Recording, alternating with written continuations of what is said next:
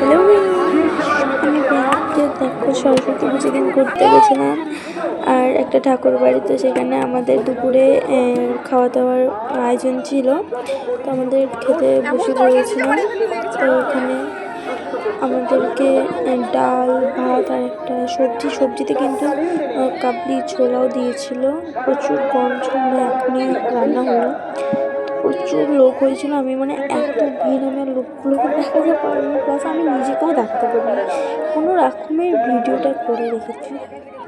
তো গতকালকে আমার পোস্ট করাও হয়নি, তো সেই জন্য আমি ভাবলাম যে আজকে পোস্ট করেই দিই। তো দেখো মানে খেতে কিন্তু দারুণ নিরামিষ হলেও। তো ভাত ডাল সবজির তরকারি আর এর সাথে পায়েস ছিল, বোঁদে ছিল, তারপরে টক ছিল, যেগুলো আমি স্কিপ করে গেছি নিইনি। তো আমি ভাত আর ডাল তরকারি দিয়ে খেয়ে নিয়েছি। খেতে কিন্তু খুব দারুণ হয়েছিল।